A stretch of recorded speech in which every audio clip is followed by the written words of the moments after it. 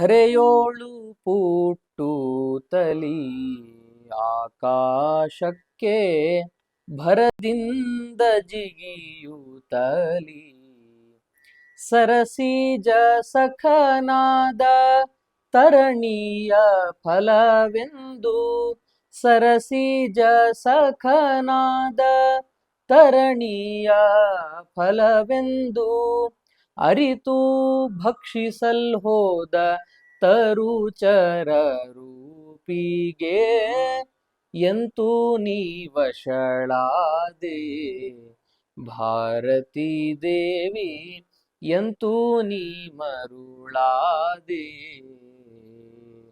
ಎಂತೂ ನೀ ವಶಳಾದೆ ಕಂತೂ ಹರನ ತಾಯೇ ದಂತಿಗ ಮನೆ ದಮಯಂತಿ ಕಾಂತ ಸುತೆ ಎಂತೂ ನೀ ವಶಳಾದೆ ಭಾರತೀ ದೇವಿ ಎಂತೂ ನೀ ಮರುಳಾದೆ ಕೃಷ್ಣಂ ವಂದೇ ಮಂಥಪಾಶಧರಂ ದಿವ್ಯಾರ್ಭಕಾಕೃತಿಂ ಶಿಖಾಬಂಧತ್ರಯೋಪೇತಂ ಭೈಷ್ಮೀಮಧ್ವಕರಾರ್ಚಿತಂ ಅಭ್ರಮಂ ಭಂಗರಹಿತಂ ಅಜಡಂ ವಿಮಲಂ ಸದಾ ಆನಂದತೀರ್ಥಮತುಲಂ ಭಜೆ ತಾಪತ್ರಯಾಪಹಂ ತಪಸ್ವಾಧ್ಯಾಯ ಶುಶ್ರೂಷಾ ಕೃಷ್ಣಪೂಜಾರತಂ ಮುನಿಂ ವಿಶ್ವೇಶಮಿಷ್ಟದಂ ವಂದೇ ಪರಿವ್ರಾಟ್ ಚಕ್ರವರ್ತಿನಂ. ಹರಿ ಓಂ. ಶ್ರೀಪಾದರಾಜರು ವಾಯುದೇವರ ಮೂಲ ಅವತಾರದ ವರ್ಣನೆಯನ್ನು ಮಾಡ್ತಾ ಅಲ್ಲಿ ಹೇಳ್ತಾರೆ, ಓವಿಧರಿಸಿದ ಶೇಷ ಮೂರುತಿಯನು ಅಂತ ಒಂದು ಮಾತು ಹೇಳ್ತಾರೆ. ಅಂದ್ರೆ ಈ ಬ್ರಹ್ಮಾಂಡವನ್ನ ಧಾರಣೆ ಮಾಡಿರ್ತಕ್ಕಂಥದ್ದು ಮುಖ್ಯವಾಗಿ ಮಹಾಕೂರ್ಮ ಅಂದ್ರೆ ವಿಷ್ಣು ಕೂರ್ಮ. ಆಮೆ ರೂಪದಲ್ಲಿರತಕ್ಕಂತಹ ಪರಮಾತ್ಮ ಬ್ರಹ್ಮಾಂಡದ ಆಧಾರವಾಗಿ ಪೂರ್ಣ ತಳದಲ್ಲಿ ನಿಂತಿದ್ದಾನೆ. ಆ ಪರಮಾತ್ಮನ ಬೆನ್ನ ಮೇಲೆ ಇನ್ನೊಂದು ಪುಟ್ಟ ಆಮೆ ಇದೆ. ಅದ್ಯಾವುದು ಅಂದ್ರೆ ವಾಯುಕೂರ್ಮ. ಆ ವಾಯುಕೂರ್ಮ ಪ್ರೀತಿಯಿಂದ ತನ್ನ ಬಾಲದಲ್ಲಿ ಇನ್ನೊಂದು ದೇವತಾ ಶಕ್ತಿಯನ್ನ ಹೊತ್ಕೊಂಡು ನಿಂತಿದೆಯಂತೆ. ಯಾರು ಅಂದ್ರೆ ಅದೇ ಶೇಷತತ್ವ ಸಂಕರ್ಷಣ. ಇಡೀ ಜಗತ್ತನ್ನ ಸರಿಯಾಗಿ ಸಮತೋಲನದಲ್ಲಿ ಇಟ್ಟಿರತಕ್ಕಂತಹ ಶಕ್ತಿಯನ್ನೇ ಇವತ್ತೇನು ಗುರುತ್ವಾಕರ್ಷಣ ಅಂತ ಹೇಳ್ತೀವಿ, ಅದನ್ನೇ ಸಂಕರ್ಷಣ ಅಂತ ಕರೆಯೋದು. ಅಂತಹ ಸಂಕರ್ಷಣ ಶಕ್ತಿಯನ್ನ ಅಂದ್ರೆ ಶೇಷದೇವ ಅಂತ ಅರ್ಥ. ಆ ಶೇಷದೇವನಂದ ಪ್ರೀತಿಯಿಂದ ಹೇಗೆ ತಂದೆ ಮಗುವನ್ನ ತೊಡೆ ಮೇಲೆ ಕೂಡಿಸ್ಕೊಳ್ತಾನೋ ಅಷ್ಟೇ ಪ್ರೀತಿಯಿಂದ ಬಾಲದ ಮೇಲೆ ವಾಯುದೇವ ಕೂಡಿಸ್ಕೊಂಡಿದ್ದಾನೆ. ಅಂತಹ ಶೇಷದೇವರ ತಲೆಯ ಮೇಲೆ ಸಮಗ್ರ ಭೂಮಂಡಲ ನಿಂತ್ಕೊಂಡಿದೆ ಅಂತ ವರ್ಣನೆ ಮಾಡ್ತಾರೆ. ಅದೇ ವಾಯುದೇವ ಭೂಮಿಯಲ್ಲಿ ಪರಮಾತ್ಮನ ಸೇವೆಯನ್ನ ಮಾಡಲಿಕ್ಕೆ ಅಂತ ಅವತಾರ ಮಾಡ್ತಾನೆ. ಶಾಖಾಮೃಗಾದಿಭಾವೇನ ಹನುಮಾನ್ ಮಾರುತೋಭವತ್ ಅಂತ ಒಂದು ಮಾತು. ಎಲ್ಲ ದೇವತೆಗಳು ಒಂದು ರೂಪದಲ್ಲಿ ಅವತಾರ ಮಾಡ್ತಾರೆ. ಅಶ್ವಿನಿ ದೇವತೆಗಳು ಮೈಂದ ದ್ವಿವಿಧ ಅನ್ನೋ ಹೆಸರಲ್ಲಿ ಅವತಾರ ಮಾಡ್ತಾರೆ. ಹಾಗೆ ಇಂದ್ರದೇವ ಅವತಾರ ಮಾಡ್ತಾನೆ, ಸೂರ್ಯ ಅವತಾರ ಮಾಡ್ತಾನೆ. ಹೀಗೆ ವಾಲಿಯಾಗಿ ಸುಗ್ರೀವನಾಗಿ ಅವತಾರ ಮಾಡ್ತಾರೆ. ಒಬ್ಬೊಬ್ಬ ದೇವತೆಗಳು ಒಂದೊಂದು ರೂಪದಲ್ಲಿ ಅವತಾರ ಮಾಡ್ತಾ ಹೋಗ್ತಾರೆ. ಹೀಗಿದ್ದಾಗ ಈ ಹನುಮಂತ ಅವತಾರ ಮಾಡ್ತಾನಲ್ಲ, ಇದಕ್ಕೊಂದು ಪುಟ್ಟ ಕಥೆ ಇದೆ. ಏನು ಅಂತಂದ್ರೆ, ಒಬ್ಬ ಕೇಸರಿ ಅಂತ ಶ್ರೇಷ್ಠನಾದ ಕಪಿ ಇರ್ತಾನೆ. ಆ ಕೇಸರಿಗೆ ಒಬ್ಬ ಮಗಳಿರ್ತಾಳೆ. ಅವಳ ಹೆಸರು ಅಂಜನಾ ಅಂತ. ಆದ್ರೆ ಅವರಪ್ಪ ಕೇಸರಿಗೆ ಒಂದು ಆಸೆ ಇರುತ್ತೆ. ಏನು ಅಂತಂದ್ರೆ, ನನಗೊಬ್ಬ ಗಂಡು ಮಗು ಬೇಕು ಅಂತ. ಆದ್ರೆ ಅವನಿಗೆ ಎಷ್ಟು ವರ್ಷ ಆದ್ರೂ ಕೂಡ ಗಂಡು ಮಕ್ಕಳೇ ಆಗೋದಿಲ್ಲ. ಕೊನೆಗೆ ಏನ್ ಮಾಡ್ತಾನೆ ಅಂತಂದ್ರೆ, ಅವನೊಂದು ಪ್ರತಿಜ್ಞೆ ಮಾಡ್ಕೊಂಡಿರ್ತಾನೆ ಮನಸ್ಸಲ್ಲಿ, ನನ್ನ ಮಗಳಾದ ಅಂಜನೆಯನ್ನ ನನ್ನದೇ ಹೆಸರನ್ನ ಇನ್ನೊಬ್ಬ ಕಪಿಗೆ ಕೊಟ್ಟು ಮದುವೆ ಮಾಡಬೇಕು ಅಂತ. ಯಾಕೆ ಅಂದ್ರೆ, ಮುಂದೆ ನನ್ನ ಮಗಳ ಹೊಟ್ಟೆಯಲ್ಲಿ ಗಂಡು ಮಗು ಹುಟ್ಟತ್ತಲ್ಲ, ಆ ಗಂಡು ಮಗು ಯಾರ ಮಗು ಅಂತ ಕೇಳಿದಾಗ, ಯಾರು ಇವರ ತಂದೆ ಅಂತ ಕೇಳಿದಾಗ ಕೇಸರಿ ಅಂತ ಹೇಳ್ತಾರಲ್ಲ, ಅವನ ತಂದೆಯ ಹೆಸರು ಕೂಡ ಕೇಸರಿ ಆಗಿರುತ್ತೆ, ನನ್ನ ಹೆಸರು ಕೂಡ ಕೇಸರಿ ಅಂತಾನೆ ಆಗಿರುತ್ತೆ. ಆದ್ರಿಂದ ಕೇಸರಿಯ ಮಗ ಇವನು ಅಂತ ಪ್ರಸಿದ್ಧನಾಗ್ತಾನೆ ಅನ್ನೋ ಉದ್ದೇಶವನ್ನು ಇಟ್ಕೊಂಡಿರ್ತಾನೆ. ಅದಕ್ಕೆ ತಕ್ಕ ಹಾಗೆ ಇನ್ನೊಬ್ಬ ಕೇಸರಿ ಅಂತ ಬಲಿಷ್ಠನಾಗಿರತಕ್ಕಂತಹ ಪರಾಕ್ರಮಿಯಾದ ಒಬ್ಬ ಕಪಿಶ್ರೇಷ್ಠ ಬಂದಾಗ ಅವನಿಗೆ ತನ್ನ ಮಗಳನ್ನ ಕೊಟ್ಟು ಮದುವೆ ಮಾಡ್ತಾನೆ. ಹೀಗಿದ್ದಾಗ ಏನಾಗತ್ತೆ ಅಂದ್ರೆ, ಅವ್ರಿಗೂ ಕೂಡ ಈ ಅಂದ್ರೆ ನವವಿವಾಹಿತರಾಗಿರ್ತಕ್ಕಂತಹ ಅಂಜನಾದೇವಿ ಮತ್ತು ಕೇಸರಿಗೆ ತುಂಬಾ ವರ್ಷಗಳ ಕಾಲ ಮಕ್ಕಳಾಗದಿದ್ದಾಗ ತಾಯಿ ಹೋಗಿ ಇಂದಿನ ಈ ವೆಂಕಟಾದ್ರಿ ಕ್ಷೇತ್ರ ಏನಿದೆ ತಿರುಪತಿ, ತಿರುಮಲ, ಅಲ್ಲಿ ಹೋಗಿ ತಾನು ತಪಸ್ಸನ್ನ ಮಾಡ್ತಾಳೆ ಆ ತಾಯಿ. ಈ ಕಡೆ ತಂದೆ ಎಲ್ಲ ತೀರ್ಥಕ್ಷೇತ್ರಗಳಿಗೆ ಹೋಗಿ ಸಂಚಾರವನ್ನ ಮಾಡ್ಕೊಂಡು ಬರ್ತಾನೆ. ಪುಣ್ಯವನ್ನು ಸಂಪಾದನೆ ಮಾಡಿದ್ರೆ ಆ ಪುಣ್ಯ ಪ್ರಭಾವದಿಂದ ಒಳ್ಳೆಯ ಪುತ್ರ ಸಂತಾನ ಆಗತ್ತೆ ಅನ್ನೋ ಭಾವದಲ್ಲಿ ಸಂಚಾರ ಮಾಡ್ತಾ ಕೇಸರಿ ಅಂತಕ್ಕಂತಹ ಕಪಿ ಸಂಚಾರ ತಿರುಗಾಡ್ತಾ ಇರೋ ಕಾಲಕ್ಕೆ ಗೋಕರ್ಣಕ್ಕೆ ಬರ್ತಾನೆ. ಗೋಕರ್ಣದಲ್ಲಿ ಅನೇಕ ಜನ ಋಷಿಮುನಿಗಳು ತಪಸ್ಸನ್ನ ಮಾಡ್ತಿರ್ತಾರೆ ಸಮುದ್ರ ತೀರದಲ್ಲಿ. ಅದೇ ಸಮಯಕ್ಕೆ ಭರದ್ವಾಜ ಮುನಿಗಳು ಅಲ್ಲಿ ಆಶ್ರಮ ಕಟ್ಕೊಂಡು ವಾಸ ಮಾಡ್ತಿರ್ತಾರೆ. ಅವರು ತಪಸ್ಸು ಮಾಡಬೇಕಾದ್ರೆ ಒಂದು ವಿಘ್ನ ಆಗ್ತಾ ಇರತ್ತೆ. ಏನು ಅಂದ್ರೆ ಶಂಖಶಬಲ ಅಂತ ಒಬ್ಬ ದುಷ್ಟ ರಾಕ್ಷಸ ಬಂದು ಎಲ್ಲ ಋಷಿಮುನಿಗಳಿಗೆ ತೊಂದರೆ ಕೊಡ್ತಿರ್ತಾನೆ. ತೊಂದರೆ ಕೊಡೋ ಕಾಲಕ್ಕೆ ಏನಾಗುತ್ತೆ ಅಂತಂದ್ರೆ ಅನಾಯಾಸವಾಗಿ ಈ ಕಪಿ ಶ್ರೇಷ್ಠ ಸಂಚಾರ ಮಾಡ್ತಾ ಬಂದು ಭರದ್ವಾಜರ ಸಂದರ್ಶನ ಮಾಡಿದಾಗ ಅವ್ರು ಹೇಳ್ತಾರೆ, ನಿನ್ನಿಂದ ಒಂದು ಸಹಾಯ ಆಗ್ಬೇಕಪ್ಪ, ಮಾಡ್ಕೊಡ್ತೀಯಾ ಅಂತ ಕೇಳ್ತಾರೆ.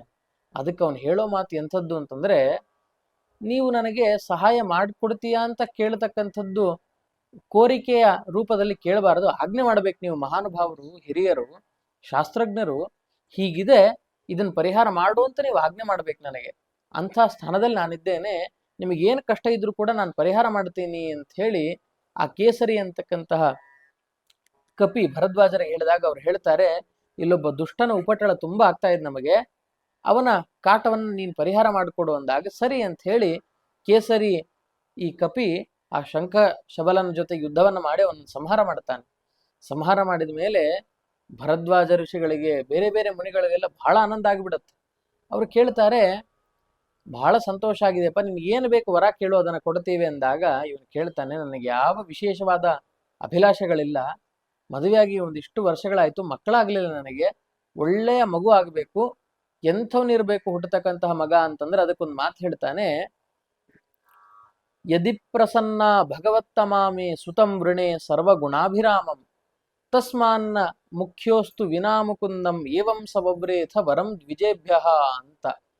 ಅಂದ್ರೆ ನನಗೆ ಒಳ್ಳೆಯ ಸಂತಾನ ಆಗಬೇಕು, ಒಂದು ಮಗು ಹುಟ್ಟಬೇಕು, ಆದ್ರಂಥ ಮಗು ಯಾವ ಶ್ರೇಷ್ಠ, ಎಷ್ಟು ವಿಧದಿಂದ ಶ್ರೇಷ್ಠ ಆಗಿರ್ಬೇಕು ಅಂತಂದ್ರೆ, ಪರಮಾತ್ಮನನ್ನ ಬಿಟ್ಟು ಅವನಿಗಿಂತ ಮತ್ತೊಬ್ಬ ಶ್ರೇಷ್ಠರಿರಬಾರದು, ಅವನಿಗಿಂತ ಇನ್ನೊಬ್ಬ ದೊಡ್ಡ ವ್ಯಕ್ತಿ ಇದ್ದಾನಂದ್ರೆ ಕೇವಲ ಪರಮಾತ್ಮನೇ ಆಗಿರಬೇಕು, ಅಂಥ ಭಗವತ್ ತತ್ವವನ್ನು ಬಿಟ್ಟು ಜೀವೋತ್ತಮ ತತ್ವದಲ್ಲಿರ್ತಕ್ಕಂತಹ ಒಂದು ಪರವಸ್ತು ಏನಿದೆ ಆ ಜೀವ ನನ್ನ ಮಗನಾಗಿ ಅವತಾರ ಮಾಡಬೇಕು ಅಂದಾಗ ತಥಾಸ್ತು ಅಂತ ಹೇಳ್ತಾರೆ.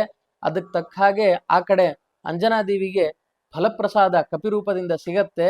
ಆ ವೆಂಕಟಾದ್ರಿಯಲ್ಲಿ ಆ ತಾಯಿ ಗರ್ಭಧಾರಣೆಯನ್ನು ಮಾಡ್ತಾಳೆ. ಅವರ ಗರ್ಭಾಂಬುದಿಯಲ್ಲಿ ಹುಟ್ಟತಕ್ಕಂತಹ ಅವತಾರ ಪಡೆದಿರತಕ್ಕಂತಹ ರೂಪವೇ ಈ ಹನುಮಂತ, ವಾಯುದೇವನ ಮೊದಲನೇ ಅವತಾರ. ಹುಟ್ಟಿದಾಗ ಅವನಿಗೆ ಮುದ್ದಾದ ಹೆಸರನ್ನಿಡ್ತಾರೆ, ಹನುಮಂತ ಅಂತ ಹೆಸರಿಡ್ತಾರೆ, ಹನುಮಂತ ಅಂತ ಕರೀತಾರೆ. ಅದನ್ನ ಶ್ರೀಪಾದರಾಜರು ವರ್ಣನೆ ಮಾಡ್ತಾರೆ.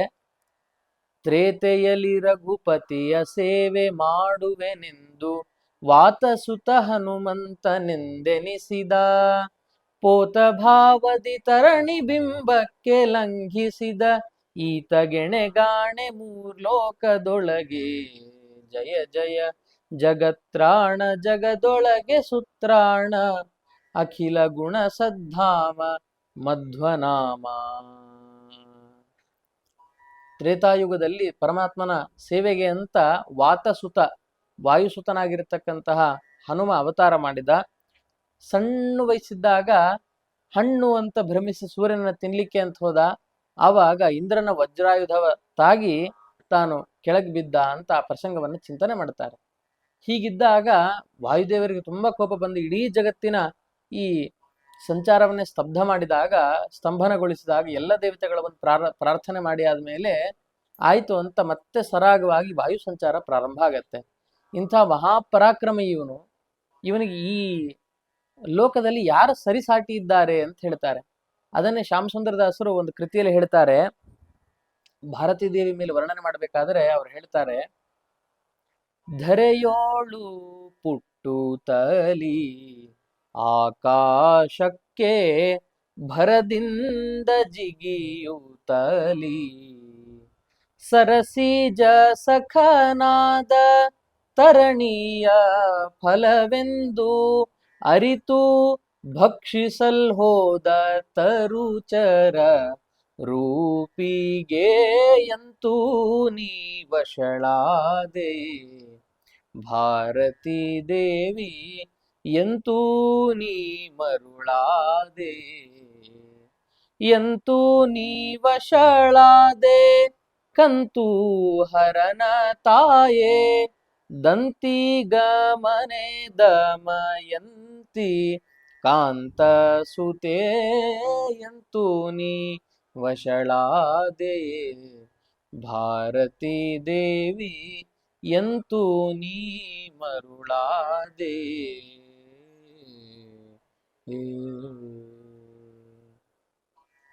ಅಲ್ಲ ಭಾರತೀ ದೇವಿ, ನೀ ಮದ್ವೆ ಆಗೋದಾದಿ ಎಲ್ರು ಎಷ್ಟು ಚೆನ್ನಾಗಿರೋರು ಮದ್ವೆ ಆಗ್ತಾರೆ, ಒಳ್ಳೆ ರೂಪ ಇರಬೇಕು.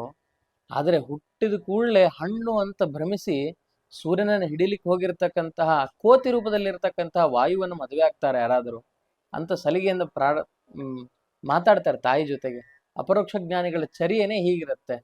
ನಾವೆಲ್ಲರೂ ಭಯದಿಂದ ಪರಮಾತ್ಮನನ್ನ ಚಿಂತನೆ ಮಾಡಿದ್ರೆ ಅವರೆಲ್ಲರೂ ಭಕ್ತಿಯಿಂದ ದೇವರನ್ನ ಸ್ಮರಣೆ ಮಾಡ್ತಾರೆ. ಭಕ್ತಿ ಅನ್ನೋದು ಒಂಥರ ಗೆಳೆತನ ಇದ್ದ ಹಾಗೆ. ಸ್ನೇಹವು ಭಕ್ತಿ ರೀತಿ ಪ್ರೋಕ್ತಃ ಅಂತ ಹೇಳುತ್ತೆ ಭಾಗವತ.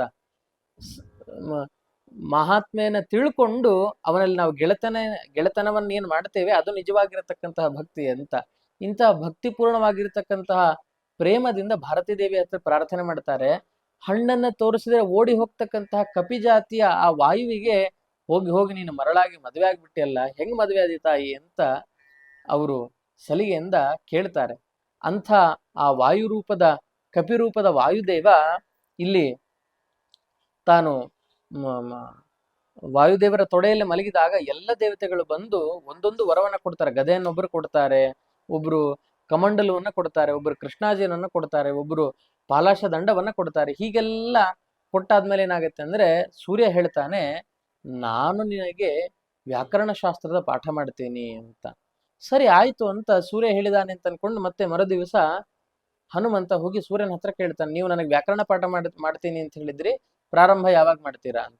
ಅದಕ್ಕೆ ಸೂರ್ಯ ಹೇಳ್ತಾನೆ, ಇಲ್ಲ ನಾನು ಪಾಠವನ್ನೇನೋ ಮಾಡ್ತೀನಿ, ಆದ್ರೆ ಪಾಠ ಸುಲಭವಾಗಿ ನನ್ನ ಹತ್ರ ಕೇಳಲಿಕ್ಕಾಗಲ್ಲ ಅಂತ. ಯಾಕೆ?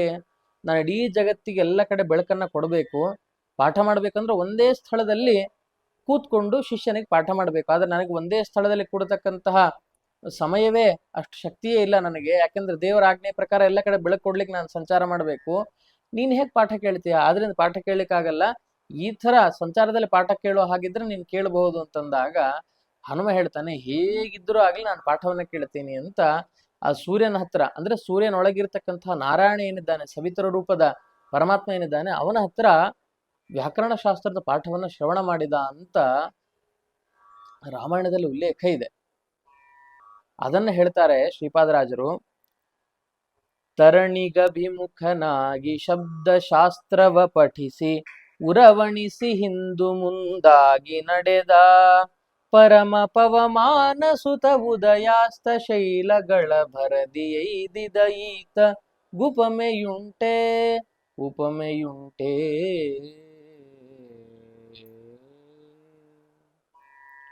ಸೂರ್ಯ ಪಾಠ ಮಾಡ್ತಾ ಇದ್ರೆ ಸೂರ್ಯಾಂತಿಕೆ ವ್ಯಾಕರಣಾಭಿಯೋಗಿ ಅಂತ ಸಂಗ್ರಹ ರಾಮಾಯಣ ಹೇಳುತ್ತೆ.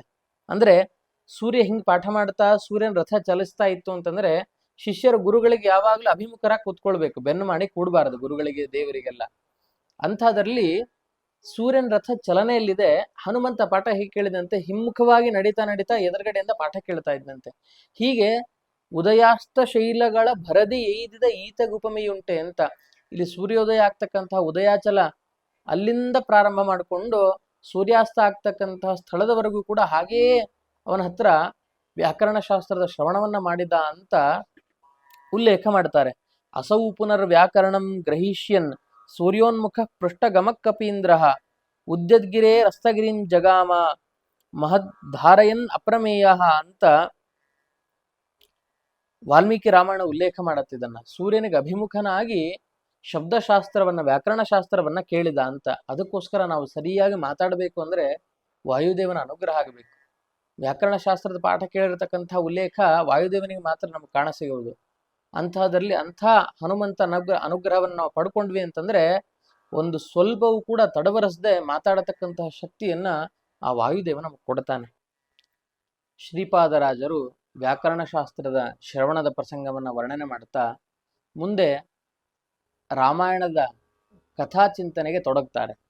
ರಾಮಚಂದ್ರ ವನವಾಸಕ್ಕೆ ಅಂತ ಬಂದಾಗ ಹನುಮನೊಟ್ಟಿಗೆ ಮಾತಾಡ್ತಾನಲ್ಲ, ಮುಖದಲ್ಲಿ ಕಿಂಚಿ ದಪಶಬ್ದ ಇವಗಿಲ್ಲೆಂದು ಮುಖ್ಯ ಪ್ರಾಣನ ರಾಮನ ಅನುಕರಿಸಿದ ಅಂತ ಹನುಮ ಮಾತಾಡ್ತಕ್ಕಂತಹ ಶೈಲಿಯನ್ನು ನೋಡಿ ರಾಮ ಮುಗ್ಧಾಗಿ ಬಿಡ್ತಾನೆ.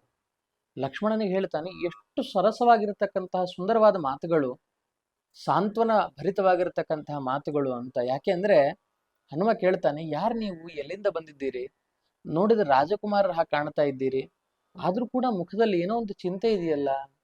ಏನು ಯೋಚನೆ ಮಾಡ್ಲಿಕ್ಕೆ ಹೋಗಬೇಡಿ, ನಿಮಗೆ ಎಂಥದೇ ಕಷ್ಟ ಇದ್ರೂ ಕೂಡ ನಾವು ನೆರವನ್ನ ನೀಡ್ತೇವೆ, ಸಹಾಯವನ್ನ ಚಾಚ್ತೇವೆ, ನಮ್ಮ ಕೈಯಿಂದಾಗಿರತಕ್ಕಂತಹ ಸೇವೆಯನ್ನ ಮಾಡ್ತೀವಿ, ಯಾರು ನೀವು ಅಂತ ತಾನು ಪ್ರೀತಿಯಿಂದ ಮಾತಾಡಿಸಿದಾಗ ರಾಮಚಂದ್ರ ಕರಗಿಬಿಡ್ತಾನೆ. ಯಾಕೆ ಅಂತಂದ್ರೆ ಕಷ್ಟದಲ್ಲಿ ಅಂತ ಯಾರಾದ್ರೂ ಬಂದ್ರು ಅಂತಂದ್ರೆ ಅನುಕಂಪವನ್ನ ತೋರಿಸ್ಬೇಕು. ಅನುಕಂಪ ಅಂತಂದ್ರೆ ಅರ್ಥ ಏನು ಅಂತಂದ್ರೆ ಆ ವ್ಯಕ್ತಿಯ ಹೆಗಲ ಮೇಲೆ ಕೈ ಇಟ್ಟು ಅವನ ಕಷ್ಟವನ್ನ ನಾವು ಕೂಡ ಆ ತಾಪವನ್ನು ಅನುಭವಿಸ್ತಕ್ಕಂಥದ್ದು ಅಂತ ಏನಿದೆ ಅದನ್ನ ಅನುಕಂಪ ಅಂತ ಕರೀತಾರೆ. ಅನುಸೃತ್ಯ ಕಂಪನಂ, ಅವನ ಹಾಗೆ ಅದನ್ನ ಅನುಭವಿಸೋದು ನಾವು. ಆವಾಗ ಆ ವ್ಯಕ್ತಿಗೆ ಸ್ವಲ್ಪ ಧೈರ್ಯ ಬರುತ್ತೆ, ಓ ಇವನು ನನಗೆ ಭರವಸೆಯನ್ನ ಕೊಟ್ಟು ನನ್ನ ಕಷ್ಟದಲ್ಲಿ ನಿಲ್ತಾನೆ ಅಂತ ಕಷ್ಟದಲ್ಲಿರುವ ವ್ಯಕ್ತಿಗೆ ಅನ್ಸತ್ತೆ. ಅಂಥದ್ರಲ್ಲಿ ರಾಮನ ಈ ಸನ್ನಿವೇಶದಲ್ಲಿ ಸೂಕ್ತವಾಗಿರತಕ್ಕಂತಹ ಮಾತುಗಳನ್ನು ಆಡಿದವನು ಹನುಮಂತ. ಈ ಹನುಮನ ಮಾತನ್ನ ಕೇಳಿ ರಾಮನಿಗೆ ಆನಂದ ಆಗಿಬಿಡುತ್ತದೆ. ಆ ನಂತರ ಹನುಮ ತನ್ನ ನಿಜ ಸ್ವರೂಪವನ್ನು ತೋರಿಸ್ಕೊಂಡು ಅವರಿಬ್ಬರನ್ನ ಹೆಗಲ ಮೇಲೆ ಕೂಡಿಸ್ಕೊಂಡು ಸುಗ್ರೀವನ ಹತ್ರ ಹೋಗ್ತಾನೆ. ಅಲ್ಲೆಲ್ಲ ಸ್ನೇಹ ಪ್ರತಿಜ್ಞೆ ಆದ್ಮೇಲೆ ತರಣಿ ಸುತನನು ಕಾಯ್ದು ಶರಧಿಯನು ನೆರೆದಾಟಿ ಧರಣಿ ಸುತೆಯಳ ಕಂಡು ಧನುಜರೊಡನೆ ಭರದಿ ರಣವನೆ ಮಾಡಿ ಗೆಲಿದು ದಿವ್ಯಾಸ್ತ್ರಗಳ ಉರುಹಿ ಲಂಕೆಯ ಬಂದ ಹನುಮಂತನು ಅಂತ ಕೊಂಡಾಡ್ತಾರೆ. ಸೀತಾಮಾತೆಯನ್ನ ಕಂಡು ಹನುಮಂತ ಬರ್ತಾನೆ.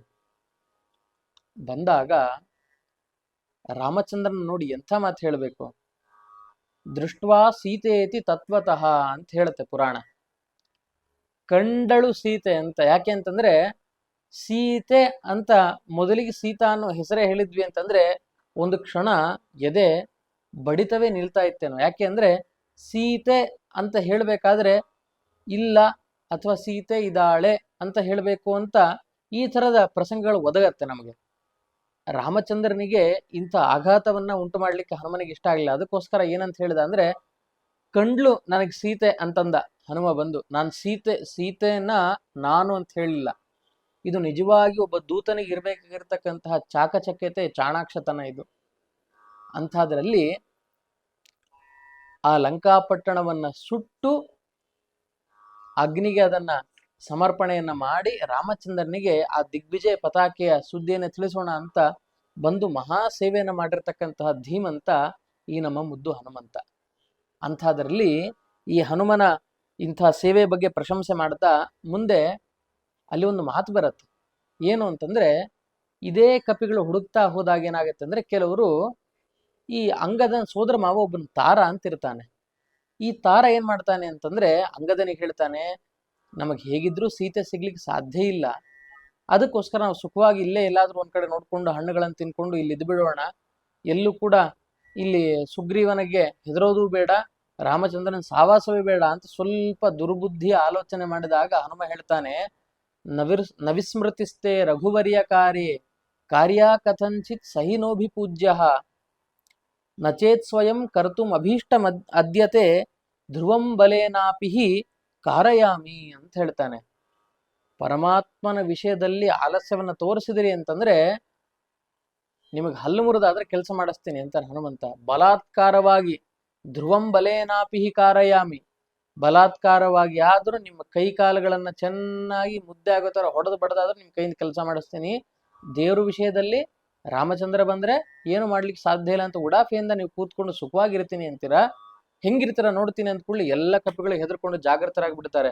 ಅಯ್ಯೋ ಬೇಡವೇ ಬೇಡಪ್ಪ, ಸುಗ್ರೀವನ ಕೈಲಾದ್ರೆ ಒಂದೆರಡು ಏಟು ಹೊಡೆಸ್ಕೊಳ್ಬೋದು, ಹನುಮನ ಕೈಲಿ ಏನಾದ್ರೆ ಪೆಟ್ಟೆ ಏನಾದ್ರು ಬಿತ್ತು ಅಂದ್ರೆ ನಮಗ್ ಸುಂದರವಾಗಿರತಕ್ಕಂತಹ ಈ ಉಬ್ಬು ಮುಖ ಏನಿದೆ ಇದೆಲ್ಲ ಒಳಗಡೆ ಹೊರಟೋಗ್ಬಿಡತ್ತೆ ಅಂತ. ಯಾಕೆಂದ್ರೆ ಕಪಿಗಳಿಗೆ ಸುಂದರವಾಗಿರತಕ್ಕಂತಹ ಭಾಗ ಯಾವ್ದಂದ್ರೆ ಒಂದು ಆ ಬಾಲ, ಇನ್ನೊಂದು ಮೂತಿ. ಆ ಮೂತಿಗೆ ಹನುಮಂತ ಮುಷ್ಟಿ ಕಟ್ಟಿ ಹೊಡೆದ ಅಂದ್ರೆ ಮುಖ ಎಲ್ಲ ಒಳಗೆ ಹೋಗಿ ಮನುಷ್ಯರಂಗ ಆಗೋಗ್ಬಿಡ್ತಾರ ಅವರು, ಬಾಲ ಎಲ್ಲ ಸುಟ್ಟು ಹೋಗ್ಬಿಡುತ್ತೆ.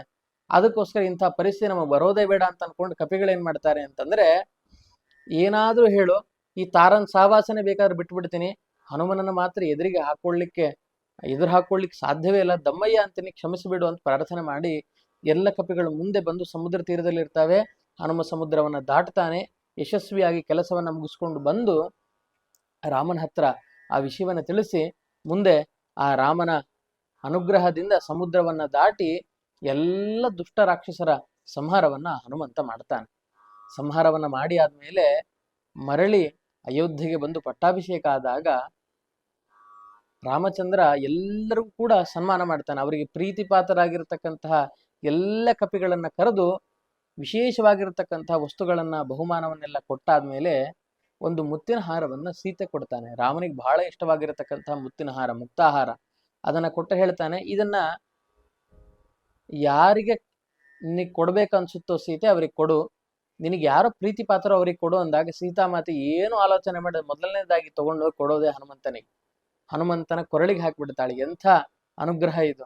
ಯಾಕೆ ಅಂತಂದ್ರೆ ರಾಮನೇ ಇನ್ನು ನನ್ನ ಕಣ್ಣಿಗೆ ಕಾಣ್ಲಿಕ್ಕೆ ಸಾಧ್ಯವೇ ಇಲ್ಲ ಅಂತ ಅಲ್ಲಿ ನಿರಾಶಳಾಗಿ ಕೂತಾಗ ನನ್ನ ಪತಿಯ ಬಗ್ಗೆ ಉತ್ಸಾಹಭರಿತವಾಗಿರ್ತಕ್ಕಂತಹ ಮಾತುಗಳನ್ನಾಡಿ ನನ್ನಲ್ಲಿ ಮತ್ತೆ ಆಸೆಯನ್ನು ಚಿಗುರಿಸಿರತಕ್ಕಂತಹ ಈ ಹನುಮನಿಗೆ ನಾನು ಕೊಡತಕ್ಕಂತಹ ಈ ಪ್ರೀತಿಯ ವಸ್ತುವೇ ಈ ಮುತ್ತಿನ ಹಾರ ಅಂತ ಸೀತೆ ಅದನ್ನ ಹನುಮನಿಗೆ ಕೊಟ್ಬಿಡ್ತಾಳೆ. ಆಮೇಲೆ ರಾಮಚಂದ್ರ ಏನ್ ಮಾಡ್ತಾನೆ ಅಂದ್ರೆ ಹನುಮನಿಗೆ ಕೊಡ್ಲಿಕ್ಕೆ ಇನ್ನೇನಿದೆ ಅಂತ ತನ್ನನ್ನೇ ತಾನು ಕೊಟ್ಕೊಂಡ್ಬಿಡ್ತಾನೆ.